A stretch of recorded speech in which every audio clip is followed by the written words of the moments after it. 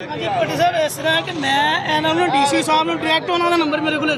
ਅੱਛਾ ਜੀ। ਮੈਂ ਉਹਨਾਂ ਨੂੰ ਵੀ ਕੰਪਲੇਂਟ ਕੀਤੀ, ਕੋਈ ਅਸਰ ਨਹੀਂ ਹੋਇਆ। ਨਹੀਂ ਹੋਇਆ? ਨਹੀਂ, ਇਹ ਡੀਸੀਓ ਦਾ ਕਿ ਕੰਪਲੇਂਟ ਸੈੱਲ ਦਾ ਨੰਬਰ, ਇਹ ਡੀਸੀਓ ਦਾ ਕੰਪਲੇਂਟ ਸੈੱਲ ਨੰਬਰ ਹੈ। ਅੱਛਾ। ਉਹਨਾਂ ਨੇ ਮੈਂ ਇੰਨੀਆਂ ਕੰਪਲੇਂਟਾਂ ਕੀਤੀਆਂ, ਉਹਨੂੰ ਸੁਣਿਆ ਨਹੀਂ। ਫਿਰ ਮੈਂ ਕਾਲ ਕੀਤੀ, ਉਹ ਕਹਿੰਦਾ ਜੀ ਅਸੀਂ ਕੀ ਕਰੀਏ। ਮੈਂ ਆ ਗਿਆ, ਤੁਸੀਂ ਇਹ ਤਾਂ ਕੁਝ ਕਰੋ, ਤੁਸੀਂ ਨਹੀਂ ਕਰਨਾ ਤਾਂ ਕਿਹਨੇ ਕਰਨਾ। ਇਹ ਕਹਿੰਦਾ ਡੀਸੀ ਨੂੰ ਮੈਸੇਜ ਕੀਤਾ ਕਹਿੰਦਾ ਜੀ ਹਾਂਜੀ ਇਹ ਡੀਸੀ ਦਾ ਡਾਇਰੈਕਟ ਨੰਬਰ ਦਿਖਾਓ ਨੰਬਰ ਦਾ ਇਹ ਉਹਦਾ ਡਾਇਰੈਕਟ ਨੰਬਰ ਹੈ। ਕੀ ਨੰਬਰ ਕੀ ਹੈ? ਇਹ ਡੀਸੀ ਸਾਹਿਬ ਦਾ ਇਧਰੋਂ ਆਏਗਾ ਨੰਬਰ, ਇਧਰੋਂ ਆਏਗਾ ਇਹ ਨੰਬਰ। ਬੋਲੋ ਨੰਬਰ ਕੀ ਹੈ? 0333 58245152। ਫਿਰ ਕੋਈ ਰਿਪਲਾਈ ਨਹੀਂ ਆਇਆ? ਦਿਖਾਓ ਮੈਨੂੰ। ਨਹੀਂ, ਕੋਈ ਰਿਪਲਾਈ ਨਹੀਂ ਆ ਰਿਹਾ ਨਾ। ਰਿਪਲਾਈ ਨਹੀਂ ਆਇਆ ਕੋਈ ਵੀ। ਸਹੀ ਕਹਿ ਰਹੇ ਨੇ ਭਾਜੀ, ਇਹ ਦੇਖੋ ਕਿੰਨੇ ਮੈਸੇਜ ਗਏ ਨੇ, ਕੋਈ ਰਿਪਲਾਈ ਨਹੀਂ ਹੈ, ਕੋਈ ਰਿਪਲਾਈ ਨਹੀਂ ਹੈ, ਕੁਛ ਨਹੀਂ ਹੈ, ਲਗਾਤਾਰ ਮੈਸੇਜ ਆ ਰਹੇ हैं। ਇਹ ਡੀਸੀ ਕੰਪਲੇਂਟ ਸੈੱਲ ਮੈਂ ਕੰਪਲੇਂਟ ਕੀਤੀ, ਉਹ ਕਹਿੰਦੇ ਇਹ ਤੁਹਾਡੀ ਇਹ ਕੰਪਲੇਂਟ ਨਹੀਂ ਹੈਗੀ, ਅਸੀਂ ਕੰਪਲੇਂਟ ਕਰ ਰਹੇ ਹਾਂ ਸੁਜੈਸ਼ਨ। ਮੈਂ ਕਿਹਾ ਸੁਜੈਸ਼ਨ ਹੈਗੀ, ਮੈਂ ਕਿਹਾ ਦਿਮਾਗ ਠੀਕ ਹੈ ਤੁਹਾਡਾ, ਇਹ ਕੰਪਲੇਂਟ ਹੈਗੀ ਹੈ ਕਿ ਕੰਮ ਸਾਡਾ ਨਹੀਂ ਹੋ ਰਿਹਾ। ਹਾਂ, ਉਹ ਕਹਿੰਦੇ ਜੀ ਫਾਰਵਰਡ ਕਰ ਦਿੰਦੇ ਆ। ਤੁਸੀਂ ਕਹੋਗੇ ਸਾਨੂੰ ਦਿਖਾਓ ਫਿਰ ਕਿਸ ਤਰ੍ਹਾਂ ਕੰਮ ਹੋ ਰਿਹਾ, ਰਾਈਟ ਟੂ ਐਕਟ ਦੇ ਤਹਿਤ ਦਿਓ ਦਰਖਾਸਤ ਇੱਕ। ਨਾ ਕੰਪਲੇਂਟ ਸੈੱਲ ਦੇ ਕੰਮ ਹੋਇਆ, ਨਾ ਡਾਇਰੈਕਟ ਡੀਸੀ ਦੇ ਕਹਿੰਦੇ। ਹਾਂ, ਇਹ ਤਕਰੀਬਨ ਦਸੰਬਰ ਦੇ ਐਂਡ ਤੇ ਜਾਂ ਜਨਵਰੀ ਦੇ ਸਟਾਰਟ ਤੇ ਕੰਮ ਸ਼ੁਰੂ ਹੋਇਆ।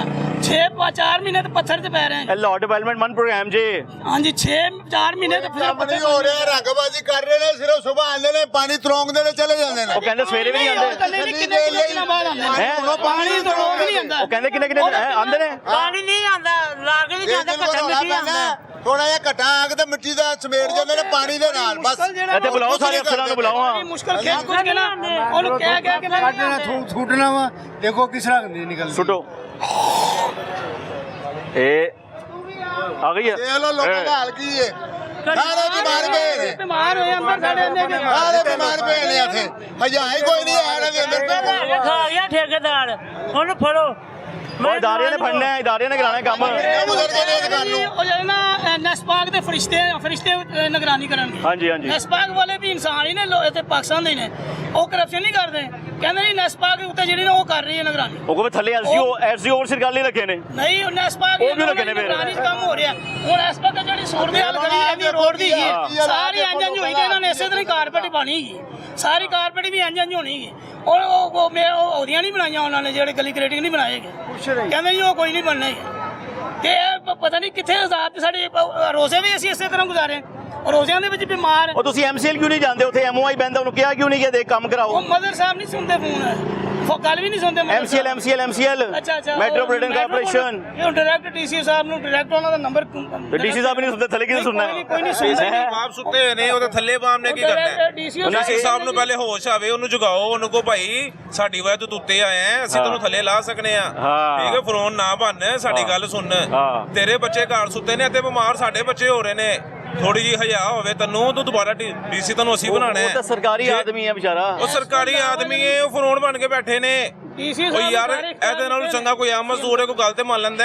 ਠੀਕ ਹੈ, ਉਹ ਫਰੋਨ ਉੱਤੇ ਭਾਤਾ, ਉਹਨੂੰ ਅਕਲ ਸ਼ੌੜ ਹੀ ਨਹੀਂ ਗਈ, ਗੈਰਤ ਹੀ ਨਹੀਂ ਗਈ। ਆਪ ਸਕੂਨ ਨਾਲ ਸੁੱਤੇ ਨੇ। ਉਹ ਥੱਲੇ ਫਿਰ ਏਸੀ ਦਾ ਮਹਿਕਮਾ ਹੈ, ਸ਼ਾਦੀ ਮਤ ਮਹਿਕਮਾ ਹੈ, ਫਿਰ ਐਮਸੀਐਲ ਦਾ ਮਹਿਕਮਾ ਹੈ। ਸਾਰਾ ਕੋਈ ਚੱਕਰ ਨਹੀਂ ਗਾ। ਇਹ ਰੋਡ ਸਾਰਾ ਨਹੀਂ ਸੀ ਬਣਨ ਵਾਲਾ, ਇਹਦੇ ਚੰਦ ਪੀਸ ਹੈਗੇ ਸੀ, ਉਹ ਕੱਟ ਕਰਕੇ ਨਾ ਉਹੀ ਲੱਗਣੇ ਸੀ।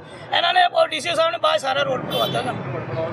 ਪਹਿਲੇ ਉਹ ਪੀਸ ਕੱਟੇ ਗਏ ਨੇ। ਉਹ ਸਕੀਮਾਂ ਤੇ ਤੁਹਾਡੇ ਮਹੱਲੇ ਵੀ ਆਉਂਦੀਆਂ ਨੇ ਨਾ, ਐਮਪੀਐਮ ਨਹੀਂ ਦਿੰਦਾ ਨਾ। ਨਹੀਂ, ਕੋਈ ਸਕੀਮ ਨਹੀਂ ਹੈ। ਡੀਸੀ ਸਾਹਿਬ ਨੇ ਸਰਕਾਰੀ ਬੰਦਿਆਂ ਕੋਲ ਸਕੀਮਾਂ ਲਈਆਂ ਨੇ। ਅੱਛਾ ਜੀ। ਕਿਸੇ ਨੂੰ ਮੁਤਲਕਾ ਐਮਪੀ ਐਮਐਲ ਨੂੰ ਚੇਅਰਮੈਨ ਕੌਂਸਲ ਕਿਸੇ ਨੇ ਨਹੀਂ ਪੁੱਛਿਆਗਾ। ਅੱਛਾ ਜੀ। ਜੀ ਇਹ ਟੋਟਲ ਕੰਮ ਇਹਨਾਂ ਨੇ ਸਰਕਾਰੀ ਜਿਹੜੇ ਨਾ ਬਿਊਰੋਕਰੇਟ ਇਹਨਾਂ ਨੇ ਕੀਤਾ।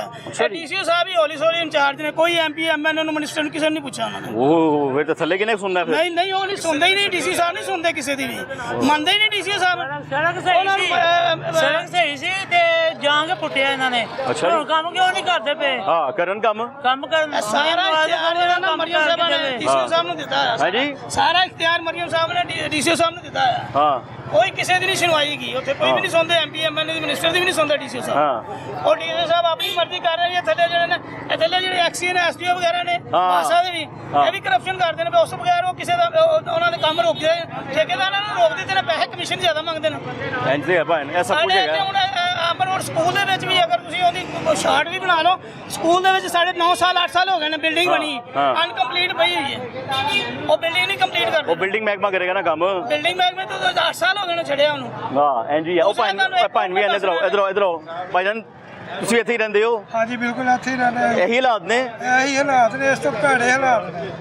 ਇਹ ਤੇ ਮੇਨ ਰੋਡ ਹੈ ਨਾ, ਗਲੀਆਂ 'ਚ ਜਾ ਕੇ ਦੇਖੋ, ਗਲੀਆਂ 'ਚ ਬੁਰਾ ਹਾਲ ਹੈ। ਹੈ ਹਾਂਜੀ, ਗਲੀਆਂ ਪੁੱਟੀਆਂ ਨੇ ਗਲੀਆਂ ਵੀ ਪੁੱਟੀਆਂ, ਕੋਈ ਬਣਾ ਨਹੀਂ। ਕਿੰਨੇ ਅਰਸੇ ਤੋਂ 6 ਮਹੀਨੇ ਹੋ ਗਏ ਨੇ, 6 ਮਹੀਨੇ ਤੋਂ ਗਲੀਆਂ ਪੁੱਟੀਆਂ ਨੇ। ਗਲੀਆਂ ਪੁੱਟੀਆਂ, ਪੱਥਰ ਸੁੱਟੇ ਨੇ, ਬੁਰਾ ਹਾਲ ਹੈ, ਘੱਟਾ ਮਿੱਟੀ। ਉਹ ਤੇ ਮਹਿਮਾਨ ਤੇ ਤੁਹਾਡੇ ਘਰ ਨਹੀਂ ਆਉਂਦੇ ਹੋਣੇ, ਮਹਿਮਾਨ ਕਿੱਥੋਂ ਆਣੇ ਨੇ, ਰਸਤਾ ਹੋਏਗਾ ਤੇ ਤੇ ਆਣਗੇ ਜੇ ਨਾ। ਬਾਰਿਸ਼ ਹੋ ਗਈ ਬਾਰਿਸ਼ ਹੋ ਗਈ ਤੇ ਹੋਰ ਬੁਰਾ ਹਾਲ ਹੈ। ਗੱਟਰ ਦੇ ਬਾਹਰ ਮਾਲੀ ਲਾਹੌਰ ਦਾ ਸਭ ਤੋਂ ਜ਼ਿਆਦਾ ਮਸਰੂਫ ਤਰੀਨ ਰੋਡ ਹੈ। ਹਾਂ ਮੇਨ ਰੋਡ 5-6 ਮਹੀਨੇ ਤੋਂ ਤਾਂ ਜੋ ਹਸ਼ਰੇ ਆ ਸਾਰਿਆਂ ਨੂੰ ਪੁੱਛ ਲਓ ਇੱਥੇ। ਉਹ ਸਾਹਮਣੇ ਬੰਦ ਰੋਡ ਹੈਗਾ, ਬੰਦ ਰੋਡ ਲੱਗਦਾ ਸਾਹਮਣੇ, ਦਿਖਾਈ ਜਰਾ ਬੰਦ ਰੋਡ ਦਿਖਾ ਯਾਰ ਉਹ ਦੇਖ। ਆ ਜਿਆਦਾ ਰੋਡ 250 ਕਦਮ ਦੇ ਉੱਤੇ ਹੈ, ਦੇਖੋ ਤੁਸੀਂ ਇਹ ਮੇਨ ਉਹ ਸਾਹਮਣੇ ਬੰਦ ਰੋਡ ਹੈਗਾ, ਮੇਨ ਐਂਟਰੈਂਸ ਹੈ ਸ਼ਮਾਲੀ ਰੋਡ। ਰਿੰਗ ਆਹੋ ਰੋਡ ਹੈ, ਰਿੰਗ ਰੋਡ। ਰਿੰਗ ਰੋਡ ਹੈਗਾ।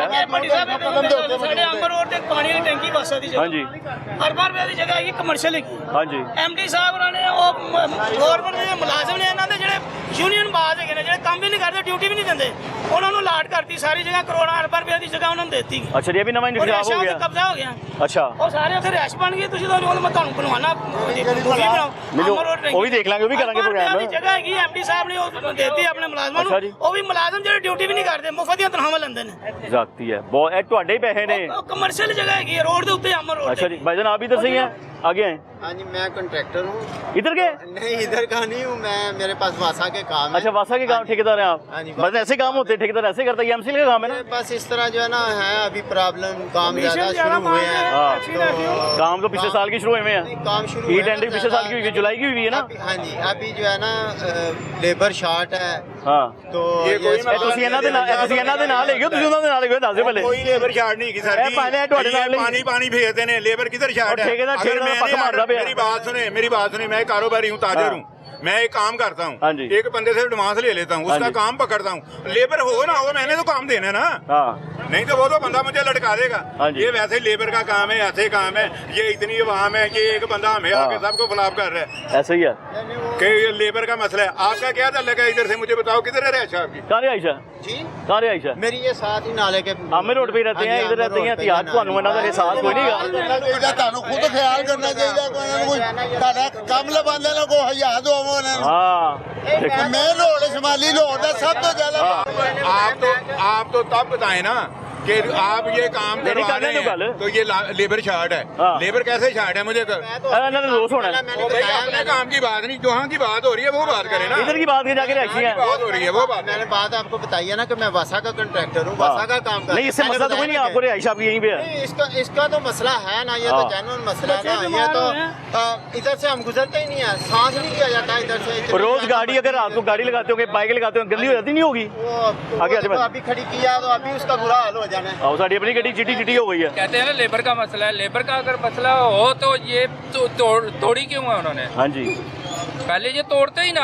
अगर लेबर नहीं थी तो वे तोड़ी कैसे है? भाईजान काम बगैर कम्पलीशन लेबर का के तो नहीं तोड़ी। ये ठेकेदार है, आपको पता है एक काम कम्पलीशन की डेट होती है, हाँ जी, वो कम्पलीशन वर्क होती है, आपके वर्क ऑर्डर पे लिखी होती है, मैक्सिमम कितनी देर में काम खत्म करना होता है, कितने टेन्योर में? हम जो काम कर रहे हैं ना हाँ। उसकी 1 साल है। 1 साल है ना, ई टेंडरिंग 1 साल की है ना, 1 साल के अंदर अंदर मुकम्मल करने हैं। साल के उन्हें ऐसा नहीं ना कि जो टेंडर होया उसको अगले साल जाके उसमें मुकम्मल करना है, नहीं, ऐसा नहीं ना हैगा। ये हर एक काम का लहदा लहदा होता है। हाँ। आपको ना मैं एक कितनी? किसी की 1 माह भी एक है, माह भी किसी होती की है। 3 माह हाँ। इस बात से ना मुझे एक बात याद आ गई है। बताएं भाई। एक वजीर था, एक गवर्नमेंट थी, उसका वजीर एक बहुत ज्यादा होशियार था। अच्छा उसने देखा ये रेगिस्तान है, इसमें बाग बना लो। उसने ना उधर बाग बना दिया कागजों में। आगे आए। उसकी गवर्नमेंट जो है ना हाँ। वो चली गई, दूसरा आ गया उसकी जगह, वो उससे भी ज्यादा होशियार था। हाँ जी। वो कह रहा था यार ये बाग जो है ना ये हमारे काम का नहीं हाँ है, जी। इसको झाड़ दो, इसके ऊपर इतना करोड़ आएगा, बनाने में इतने अरब लगेगा, तोड़ने में इतने अरब लगेगा। हमारे ये पाकिस्तान में ऐसे ही है, वो क्या कहते हैं, आंधी चक्की पीसे और कुत्ती चाटे। हाँ। यहाँ जो है ना कोई बंदा एक दूसरे के साथ फेवर नहीं करता। ये एक कौम नहीं बन सकती, जब तक ये एक कौम नहीं बनेगी कोई काम नहीं होगा। चलो